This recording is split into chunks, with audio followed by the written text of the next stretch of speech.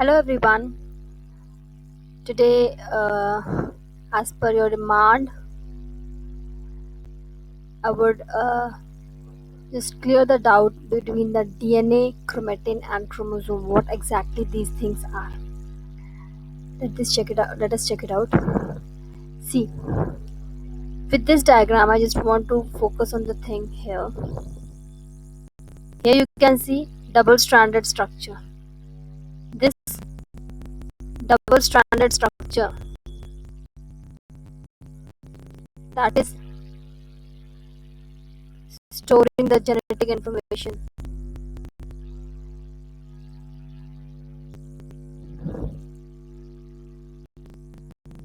Is called DNA. It stores genetic information. Double stranded structure है. You can imagine a wool जिससे mama sweaters वगैरह बनाती हैं. You can imagine the wool, two colors के wool you can imagine, and that are entangled. ठीक है, दो colour के आप ऊन के धागे ले लो और एक ब्लू ले लो, एक रेड ले लो. ठीक है, और वो इस तरीके से स्पाइरली बाउंड हो आपस में. You can consider that structure as double stranded DNA. इसको डबल स्ट्रैंडेड DNA आप कंसिडर कर लो. इसके भी ये जेनेटिक इंफॉर्मेशन कोड कर रहा है. ठीक है, ये DNA बेसिकली इस तरीके से नहीं रहता. ये पैकेज होता है इस तरीके से. These are packaged. ठीक है, to form a beaded structure. क्या होता है कि आपने दो ऊन लिए. You can imagine the carrom boards की जो आप कॉइन्स होते हैं, कैरम बोर्ड के कॉइन्स जो होते हैं, यू कैन कंसिडर दैट. ठीक है, एक कैरम बोर्ड की कॉइन के चारों तरफ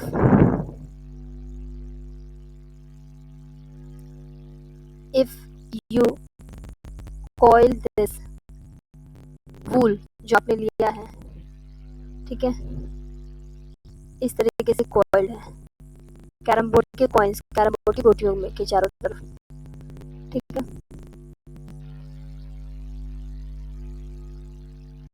and it is not just the one coin.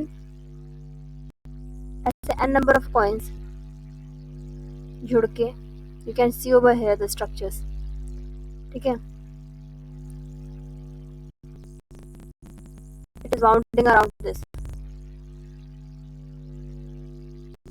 This structure is called the beaded structure.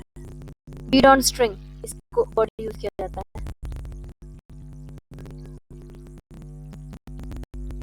ऐसी कंडीशन में इसको क्रोमैटिन कहा जाता है. ठीक है, लेकिन ये पूरी तरीके से कॉइल्ड नहीं है. इट इज एक स्ट्रिंग के ऊपर. अगर हम इसको जब हम माइक्रोस्कोप के अंदर इसको विजुअलाइज करते हैं तो ऐसे बीडेड स्ट्रक्चर देखने को मिलता है. That is why it is called Beed on string.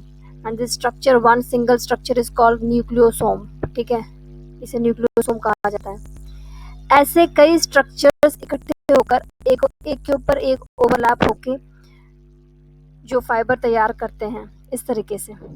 एक के ऊपर ये बीडेड स्ट्रक्चर को फर्दर और एक के ऊपर एक कॉइल कर दिया गया. Then it produces a chromatin fibre.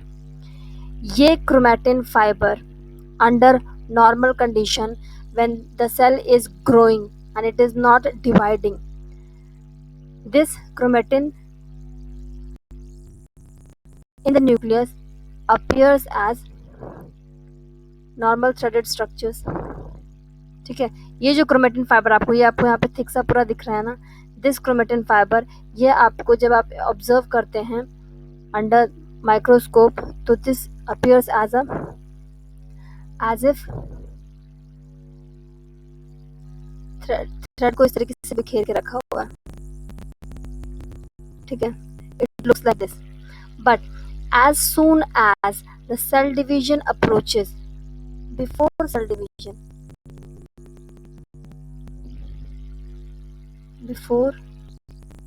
Division ये कॉम्पैक्ट होना शुरू हो जाता है. ऑलरेडी इतना कॉइल्ड है, फर्दर कॉइलिंग होनी शुरू हो जाती है। This further coiling upon each other, इसे हम कहते हैं कंडेंस होना शुरू हो जाता है। ठीक है, यही जो आपका बीडेड स्ट्रक्चर क्रोमेटिन फाइबर है, यही आपस में एक दूसरे के ऊपर कॉइल होके एक स्ट्रक्चर बना रहा है, दैट इज योर क्रोमोसोम। क्या है ये? क्रोमोसोम। ठीक है, इसके बीच में सेंट्रोमियर है जो एक कंस्ट्रक्शन है, और फिर ये इस तरीके से कॉइल हो जाता है। This is your chromosome. ठीक है, अब आप ये समझ गए हैं कि डीएनए से क्रोमोसोम कैसे रिलेट हो रहा है। कुछ नहीं है, डीएनए को प्रोटीन्स के साथ में, ये जो यहाँ पे चीजें यूज हुई हैं, these are the histone proteins. इन प्रोटीन्स के चारों तरफ डीएनए वाउंड है, और ये फर्दर वाउंड होके इस तरीके से क्रोमेटिन फाइबर बनाता है। ठीक है, और ये क्रोमेटिन फाइबर आपको नॉर्मल कंडीशन में किस तरीके से देखने को मिलता है? बिखरा हुआ देखने को मिलता है under normal growth conditions, cell के अंदर, सेल के न्यूक्लियस के अंदर। ठीक है, before cell division it condenses to form chromosome. Hope in this video you are able to understand कि डीएनए किस तरीके से पैक होकर क्रोमोसोम बनाता है और कब बनाता है। सेल डिवीजन के टाइम पर ही ये कंडेंस होता है। In the next video I will clear the further doubts. Thank you so much.